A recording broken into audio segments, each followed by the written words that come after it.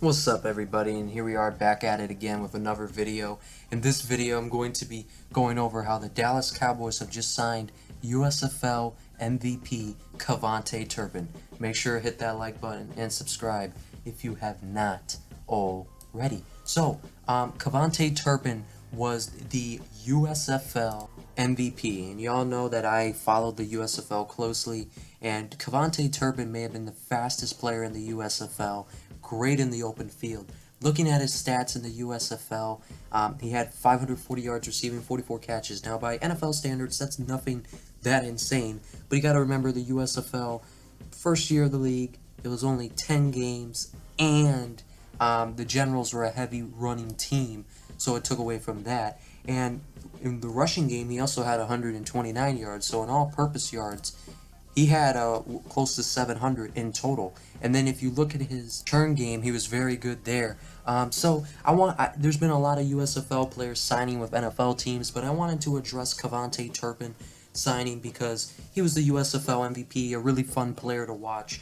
Now, for the Dallas Cowboys, I think he has a shot at making the roster. I could see him possibly becoming their number 4 receiver, maybe if he really shows up, maybe number 3.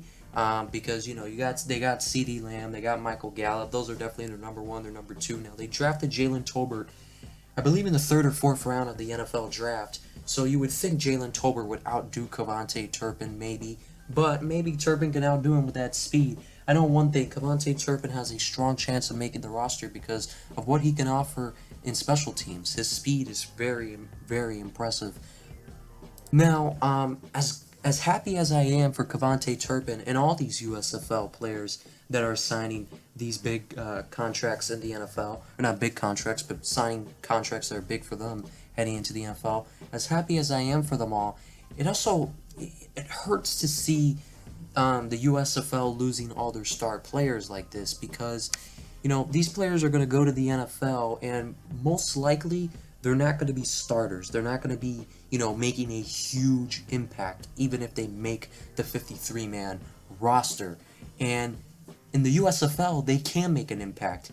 And this is going to take away the continuity that the USFL is trying to build, and having, new players each year. I mean, having the same players each year and then bringing some new ones. But having that continuity of, okay, this is the quarterback for this team for the foreseeable future, and so on.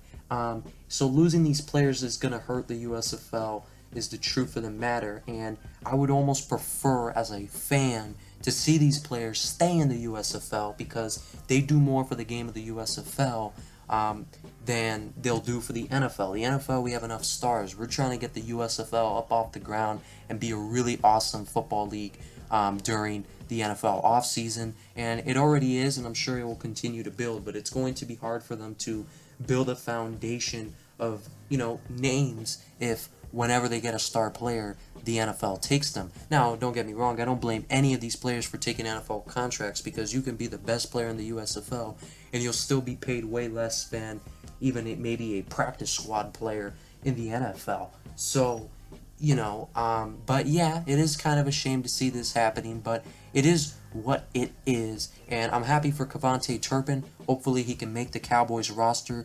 If he makes the Cowboys roster, I can see him getting some jet sweeps, be a little bit of a factor in the running game, maybe a gadget player for them, and maybe he can scrap together a good 200 yards receiving throughout the season if he makes the roster. Comment down below what you guys think about all this though, and other than that, I'll see you guys next time.